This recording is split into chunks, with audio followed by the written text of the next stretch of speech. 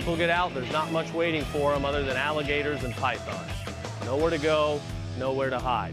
Welcome to Alligator Alcatraz, a newly built migrant detention center in Florida, surrounded by wetlands inhabited by alligators, crocodiles, and pythons, all designed to send a message. We have a lot of bodyguards and a lot of cops that are in the form of alligators. You don't have to pay them so much. This facility that Trump toured today is part of increased spending on immigration enforcement that's vital to the president's big, beautiful bill, something he's desperate for Congress to vote on. Did they take the vote yet? Mr. Booker. Back in Washington, that signature legislation finally did pass the Senate today, but it still has to get through the House, and 3 Republican senators opposed it. Is there a sufficient second? Meaning the Vice President JD Vance had to cast the deciding vote. The bill as amended is passed. With this legislation, we're fulfilling the mandate we were entrusted with last November and setting our country and the American people up to be safer, stronger, and more prosperous. This legislation would extend tax cuts from Trump's first term, as well as increase spending on immigration enforcement. That's been a huge focus of Trump's second term. But it also slashes healthcare and other social programs and adds more than $3 trillion to the national debt. And that's why this bill is so controversial. Here's the thing, Donald Trump has majorities in the House and the Senate, and yet this is the first major piece of legislation he's introduced. So why?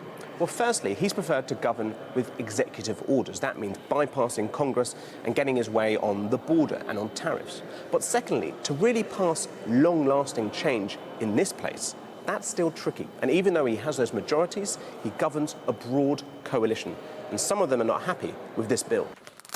Republicans in both chambers are particularly worried about healthcare cuts, with one report saying 11.8 million more Americans will lose their health insurance. What do I tell 663,000 people in 2 years or 3 years when President Trump breaks his promise by pushing them off of Medicaid because the funding's not there? But this is where the power of Trump comes in, because he threatened to campaign against Senator Tillis. And so now Tillis has since announced he's retiring from Congress. Was this a farewell kiss? But those opposed to this bill are being cheered on from outside the chamber by a rocket blast from the past. Trump's former best friend Elon Musk was again today threatening to start a rival political party as he criticized the administration for increasing the government deficit. Trump had no trouble returning the barb. We might have to put Doge on Elon. You know what Doge is? Doge is the monster that might have to go back and eat Elon. Wouldn't that be terrible? The president will be happy that his Republican opponents were kept at bay. Today's vote will haunt our Republican colleagues for years to come. But the Democrats still had a warning for the White House. As hospitals close, as people are laid off, as costs go up, as the debt increases, they will see what our colleagues have done. As Trump returns from Alligator Alcatraz, he knows today is still a big win. But the bill heads for a tight vote in the House tomorrow, and so this big, beautiful bill could still be a big old political headache.